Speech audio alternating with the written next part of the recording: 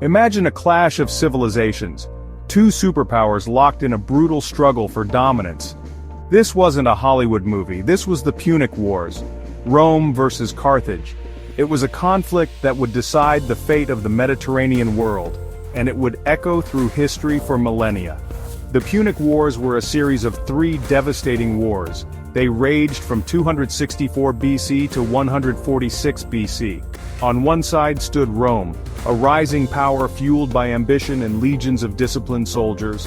On the other, Carthage, a wealthy, seafaring empire that controlled trade routes across the Mediterranean. These weren't just wars for territory, they were wars for survival. Only one of these titans could remain standing. The stakes couldn't have been higher. The very future of Western civilization hung in the balance. The Punic Wars were a saga of epic battles, cunning strategies, and legendary heroes. From the sun-drenched fields of Sicily to the gates of Rome itself, the two empires clashed in a conflict that would redefine the ancient world. This is their story. Rome, a city of wolves and legends, was on the rise. Founded on the banks of the Tiber River, it had grown from a humble city-state into a formidable power. Its legions, renowned for their discipline and ferocity, were conquering the Italian peninsula. Rome's hunger for power and glory was insatiable. Across the Mediterranean Sea lay Carthage. Founded by Phoenician traders, it was a city of commerce and wealth. Its ships, laden with goods from distant lands, dominated the sea lanes. Carthage's navy was the envy of the ancient world. Its coffers overflowed with the riches of trade. Despite their differences, Rome and Carthage shared one crucial similarity: ambition. Both empires had their eyes set on expansion. Both craved control of the Mediterranean. It was a rivalry waiting to ignite, and the spark would come in the form of a small island caught in the crossfire. At the heart of the brewing conflict lay the island of Sicily. A fertile land, rich in resources and strategically vital, it became a focal point for both Roman and Carthaginian ambitions. Control of Sicily meant control of trade routes and access to valuable resources. It became a prize worth fighting for. The First Punic War, which lasted from 264 to 241 BC, erupted over control of the Sicilian city of Messana. It was a conflict that would last for over 2 decades.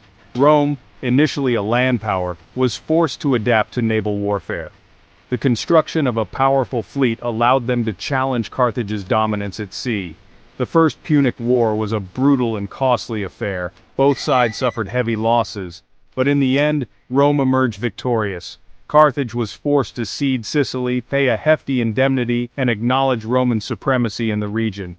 The seeds of resentment had been sown. The thirst for revenge would fester in Carthage for years to come.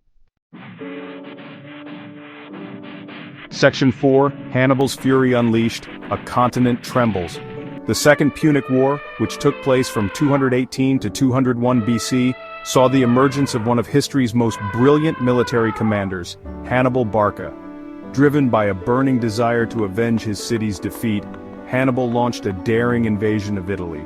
His strategy was audacious to strike at the heart of Rome itself. Hannibal's crossing of the Alps, with an army that included elephants, is one of the most celebrated military feats in history.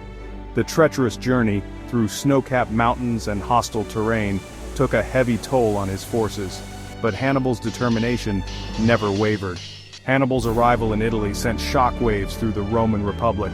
His army, bolstered by Gallic allies, inflicted a series of crushing defeats on Roman legions. The Battle of Trebia, the Battle of Lake Trasimene, and the Battle of Cannae stand as testaments to Hannibal's tactical genius and the prowess of the Carthaginian army. Section 5, Cannae's Shadow, A Day of Roman Despair. The Battle of Cannae, fought in 216 BC, was Hannibal's masterpiece. It was a textbook example of military encirclement, a maneuver that would be studied by commanders for centuries to come. Hannibal's cunning tactics resulted in the near annihilation of a massive Roman army. Tens of thousands of Roman soldiers lay dead on the battlefield. The defeat at Cannae sent shockwaves through Rome. It was a disaster of unprecedented proportions. The very survival of the Republic seemed to hang by a thread. But amidst the despair, the Romans displayed a resilience that would become legendary. They refused to surrender. They would rebuild their armies, regroup, and fight on.